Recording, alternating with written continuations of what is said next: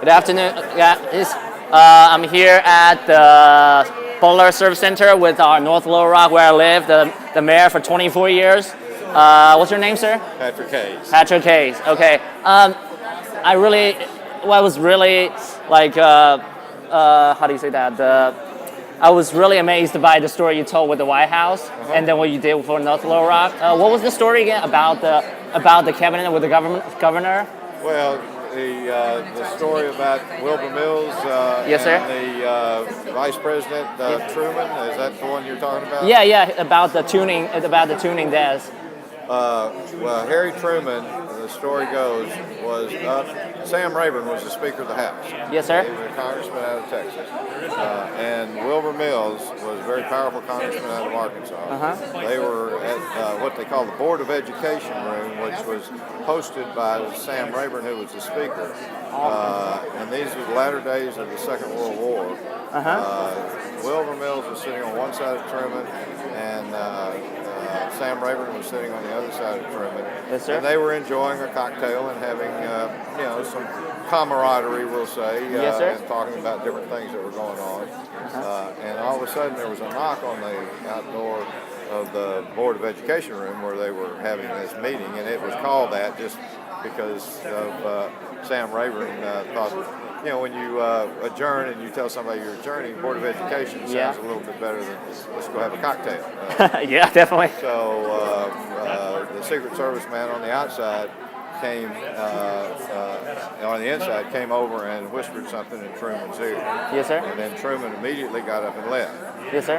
They really weren't sure what it was until later they found out that what the Secret Service man had whispered to Truman was Mr. Vice President, who just learned President Roosevelt has died.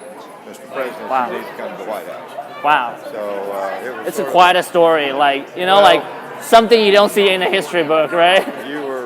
You may very well in some, I don't know, but at some point in the future.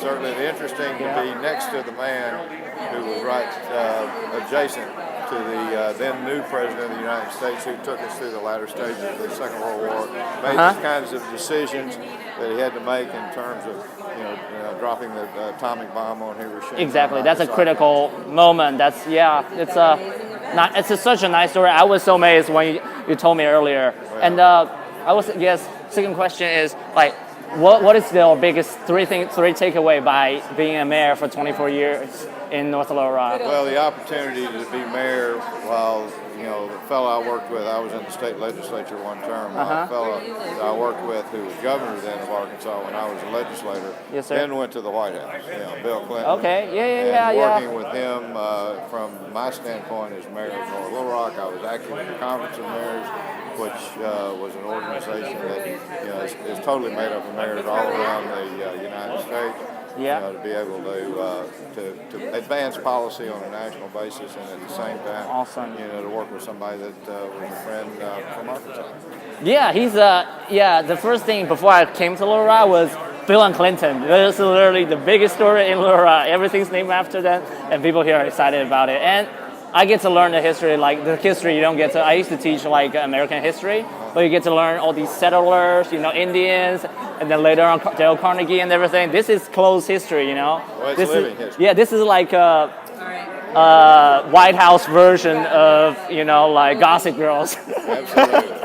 Well, we're glad to share some stories. Exactly. It's nourishing. I'm from China, so it's cool to me. I was before I know you, I wouldn't know, it's the national treasure, the president's desk, secret cabinet true, but you get to hear these. Well, of course, and Hillary was the first lady and a lawyer, and I'm a lawyer too, so I had a chance to work with her from several legal issues, and they just, they've been friends and known them for a long time, and then to see what they've done on a national and even an international basis is just kind of enjoyable.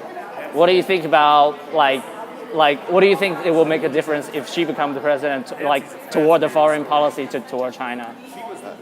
To me, the one thing you know is that there would be stability and thought that Yeah. would go into our foreign policy. Right now, That's I don't true. know if anyone could say that we have a stable foreign policy and that there's much thought behind what goes into what's being told out of the White House. So, That and is that's interesting. dangerous. That makes the world Yeah. a dangerous place. That makes sense. Yeah, Trump has a very specific strategy. He knows what he wants.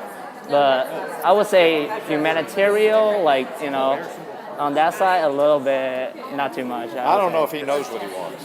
I really Okay, that's don't interesting. know if he knows what he wants. And to the extent that he does, he has a very difficult time figuring out how to get there. I understand. Yeah. Thank you so much, Mr. Mayor. Okay. Yep. You look quite like our general manager, though. I work at the Marriott Hotel. You look kind of like our new general manager, Jim Pacoli. He must be a good-looking guy. Yeah, he is. He is. He's very helpful. Thank you, sir.